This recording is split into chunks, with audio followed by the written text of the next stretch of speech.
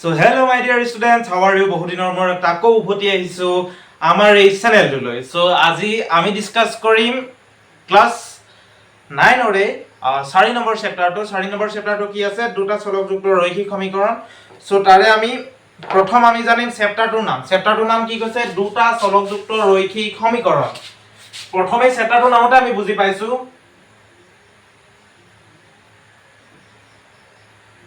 দুটা চলকযুক্ত হয় না প্ৰথম আহিছে তাৰপা কৈছে কি ৰৈখিক সমীকৰণ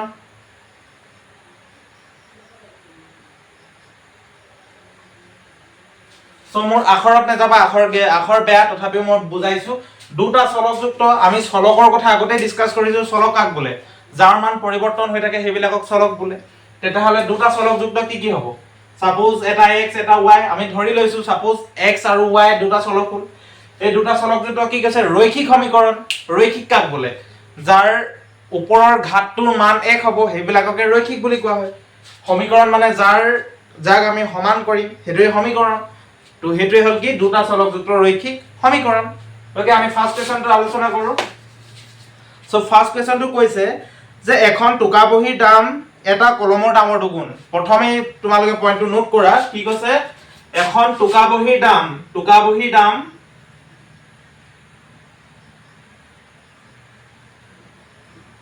এখন টুকা বহীৰ দাম কি কৈছে এটা কলমৰ দামৰ দুগুণ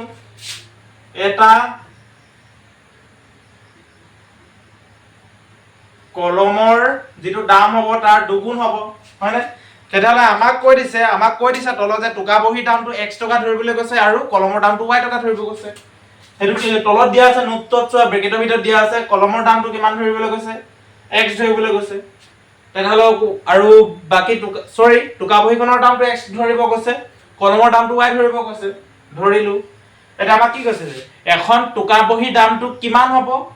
তেতিয়া হ'ব যেতিয়া এটা কলমৰ দামৰ দুগুণ হ'ব তেতিয়ালে কলমৰ দামটো কিমান 2y হৈ গল x 2y পাই গল এটাকে কিমান হ'ব এটো যদি হজাই দিও এই y টো এফালে লৈ আহিম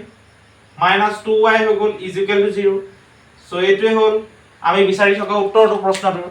এটোই উত্তৰ এক নম্বৰটো সলভ ওকে সো আমি নেক্সট আমি দুই নম্বৰখিনি আলোচনা কৰো দুই নম্বৰখিনি কি দিছে তলৰ ৰৈখিক সমীকৰণ বিলাক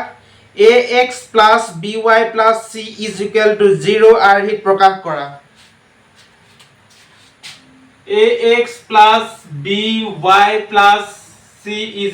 0 এই যেটো আৰ্হি দিছে এই আৰ্হিটো তলত থকা সমীকৰণ বিলাক আমাক প্ৰকাশ কৰিব কৈছে সো প্ৰথম কি দিছে আমি হেতু চাও সো প্ৰথমটো দিছে 2x + 3y = 9.35 bar সো কোৱেশ্চনটো আমি পাতিলো এক নম্বৰটো কি দিছে 2x + 3y = 9.35 bar okay so আমাক কোৱেশ্চনটো দিছে 2x + 3y = 9.35 bar এটো ইয়ালে নিবলৈ গৈছে ইয়ালে নিবৰ কাৰণে কি কৰিম x2 লগত যেটো লাগি আছে a2 a হৈছে ইয়াৰ ক্ষেত্ৰত এটা সহগ কাৰ সহগ x ৰ সহগ ঠিক তেনেকৈ y ৰ সহগ হৈছে b c টো এটা ধ্ৰুৱক বুলি ধৰিব লাগিব ওকে সো এটো ফৰ্মুলা দিবলৈ হলে কেনেকৈ হ'ব এৰূপ যদি নিউ 2x2 ax বুলি ধৰিলো by মানে 3y + 3y এডখলৈকে ঠিকই আছে +2 ঠিকই আছে এটো এফালে লৈ আহিলে কি হ'ব -9.35 bar = 0 আহিলে হৈ গল তো আধা আহি গল কিন্তু ইয়াত ডিফাৰেন্সটো কি আহিছে ইয়াত প্লাস আছে ইয়াত মাইনাস আছে সো এটো প্লাস কৰিবৰ কাৰণে কি কৰিম এটো প্লাস কৰিবৰ কাৰণে সাম যে +3y + ব্ৰেকেটৰ ভিতৰত -9.35 bar = 0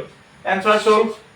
এটো হল আমাৰ এনসাৰটো কোৱেশ্চনটো আমাৰ সলভ হৈ গল কি আছে 2x + 3y + -9.35 bar এটো c হল তেতিয়াহলে ইয়াত a কিমান হ'ব a = 2 হ'ব হয়নে a ঠাইত 2 বহিব b = 3 আহিলে আৰু c = কি ধ্ৰুৱক আহিলে -9.35 bar প্ৰথমটো হৈ গল ওকে বুজি পালা চাগে তোমালোকে স্ক্ৰিনশ্বট মাৰি লোৱা তাৰপা লিখি লোৱা নহলে ভিডিওটো ৰখাই লোৱা okay মহাৰিছো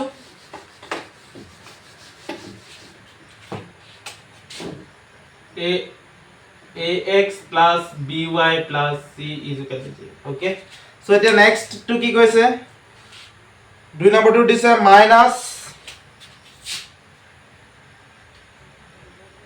x minus y by 5 minus 10 is equal to 0. It is simple. It is একেবাৰে simple. এটো ফৰ্মুলাটো নিবৰ কাৰণে কি কৰিব লাগিব প্ৰথমে y টো ওপৰত আছে y টো 5 ৰ ওচৰলৈ বা কিবা এটাটো কৰিব লাগিব তো এটা কাম কৰিম আমি আৰু ইয়াত কি আছে চিন বিলাক ফলোইং আছে আমি ইবিলাক প্ৰথমে চিন বিলাকো ল'ব লাগিব তাৰ কাৰণে আমি কি কৰিম x plus minus y by 5 plus minus 10 is equal to 0 প্ৰথমে ইয়াৰ ভিতৰত আনি লৈছো ওকে সো এটা y এর মানটো কিমান হ'ব y এর মানটো যদি চাও আমি y by 5 টো ভাঙিব পাৰো নে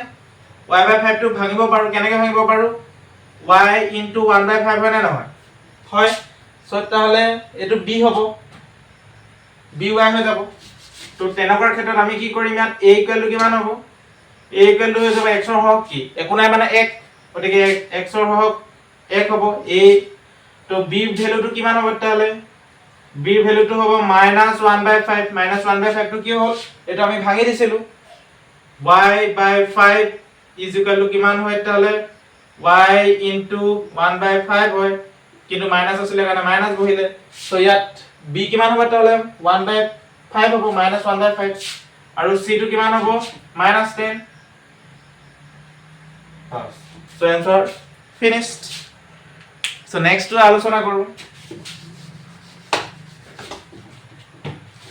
so next to কি কৈছে -2x plus 3y is equal to 0 -2x plus 3y is equal to 0 এটো আর হিট নিবলৈ হলে কি কৰিব লাগিব আমি একেই কথা -2x plus 3y আমাক কি লাগে এতিয়া c2 লাগে c2 ৰ কাৰণে কি কৰিম আমি প্লাস c2 একো নাই কাৰণে আমি কি কৰিম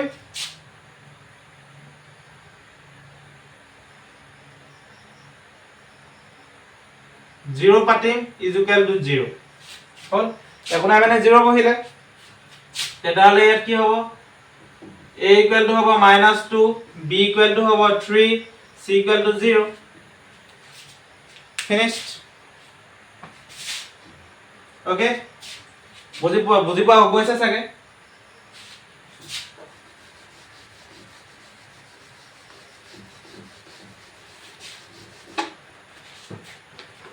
so next কি আছে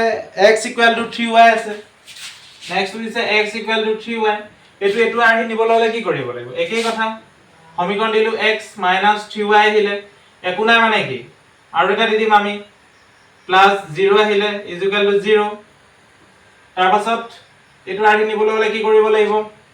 এটো মাইনাস আছে ইয়াত প্লাস আছে গতিকে প্লাস কৰিব লাগিব হেতু কাৰণে আমি কি কৰিম প্লাস পাতি -3y টো ব্ৰেকেটৰ ভিতৰত ভৰাম +0 = 0 আহিলে তেতিয়াহলে a = x ৰ হওক কিমান 1 ইয়াত y ৰ হওক কিমান -3 হয় না নহয় b = -3 hall c = 0 hall answer finished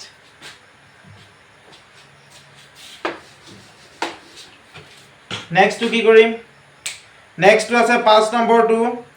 twice x is equal to -5y এটো একদম simple twice x is equal to -5y এটো কি কৰিব লাগিব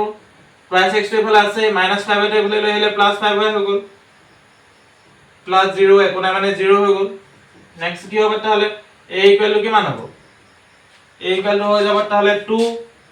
ইয়াত 2 আছে ইয়াত a ৰ সমান কিমান 2 বহিব আৰু y ৰ হওক 5 by তাহলে b = কিমান হ'ব 5 হ'ব c = 0 বাস so next আমাক কি দিছে 28x + 2 = 0 হেতু মই নকৰো তোমালোকে নিজে কৰিবা so next to আছে next to নিজে কৰিব পৰা যাব যদিও মই কৰি দিছো কিমান আছে y - 2 = 0 y - 2 = 0 এটো যদি এটো আহি নিব লাগে কি কৰিব লাগিব আমাক x ৰ ভ্যালু নাই y ৰ ভ্যালু দিয়া আছে c ৰ ভ্যালু দিয়া আছে তেতিয়াহলে কি কৰিব লাগিব x2 উলিয়াব লাগিব x2 উলিয়াবৰ কাৰণে কি হ'ব 0.x একেটাই কথা x2 পাতি থৈছো 0 * x plus y - 2 = 0 so second লাইনটো কি কৰিম আমি ইয়াত মাইনাস আছে ইয়াত প্লাস আছে গতিকে প্লাসটো লাগিব হেতু কাৰণে আমি কি কৰিম 0 into x plus y plus minus 2 is equal to 0 আহিলে কিমান হ'ব তেন্তে a equal to ইয়াত কিমান আহিব 0 আহিব 0 আহিলে b equal to 1 আহিব একো নাই so c equal to আহিব minus 2 বাস so আৰু টান বুলি ক'বলৈ বেলেগ একো নাই নেক্সট এটা আছে 5 equal to 2x 5 equal to twice x হেতু সিম্পল কেনেকৈ হ'ব x ৰ ভ্যালু দিয়া আছে c ৰ ভ্যালু দিয়া আছে আমাক দিয়া নাই অকল b ৰ ভ্যালু দিয়া নাই ওকে তেতিয়া হেতু কাৰণে আমি কি কৰিম এটো এফালে লৈ আহিম -2x হ'ব -2x + 5 is equal to 0 প্ৰথম কাম নেক্সট টু কি হ'ব -2 আমি ব্ৰেকেটৰ ভিতৰত ভৰাম 2x আহিলে প্লাস y টো পোৱা নাই আমি y টোৰ কাৰণে কৰিম 0.y বহাম একে হ'ব 0.y ইনটু কিমান 0 হ'ব গতিকে এটো বহাই দিলে আকৌ আমাৰ হৈ যাব 5 আহিলে আহি গ'ল ফৰ্ম এই ফৰ্মটোত আহি গ'ল ax + by + c ফৰ্মত আহি গ'ল তেতিয়াহ'লে a ইকুৱেল টু কিমান হ'ব -2 হ'ব ইয়াত b ইকুৱেল টু হ'ব 0 c ইকুৱেল টু হ'ব 5 বস আমাৰ কুৱেশ্যন ইমানতে সমাপ্ত হ'ল নেক্সট আমি পিছৰ এক্সাৰসাইজটো আকৌ পুনৰ লগ পাম okay bye bye guys good night